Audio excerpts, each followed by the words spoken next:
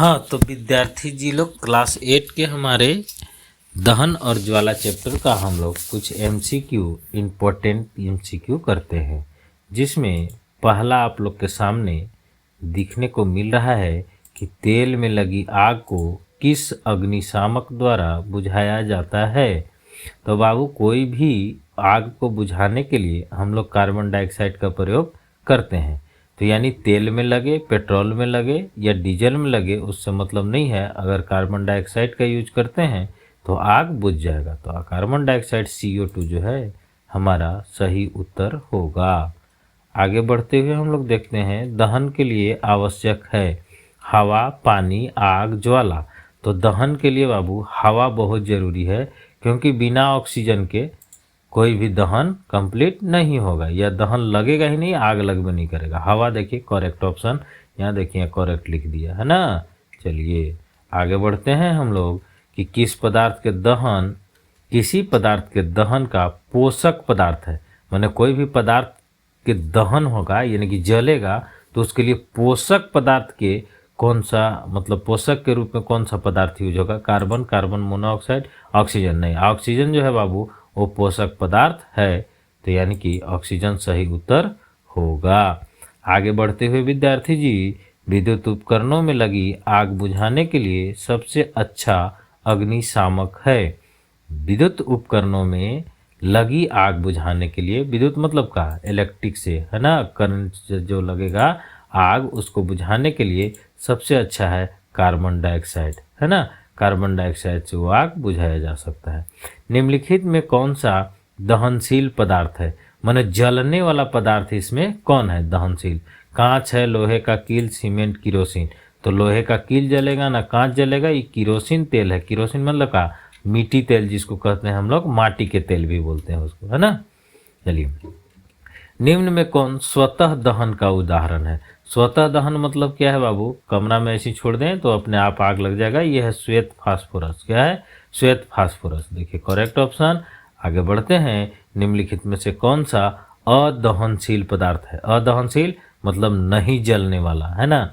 लकड़ी जलता है, कोयला जलता है, पेट्रोल जलता है, पत्थर नहीं जलता है। ये अदहनशील पदार्थ है। पत्थर हमारा सही उत्तर होगा।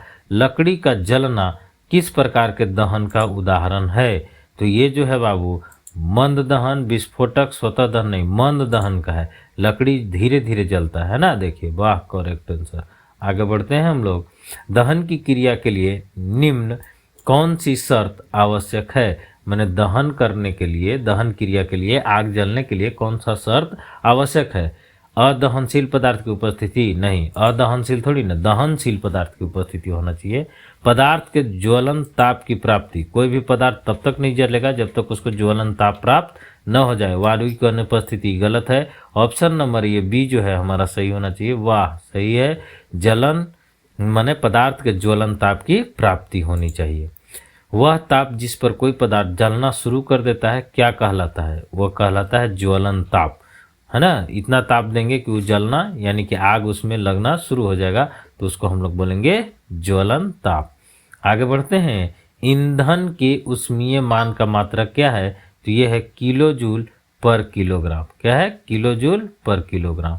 मोमबत्ती की ज्वाला का मध्य भाग कैसा दिखाई देता है? तो जब मोमबत्ती जलाते हैं बाबू तो वो 3 भाग में जलता है ना। तो मध्य वाला यानी कि बिचल का भलवा कैसा दिखता है भाग?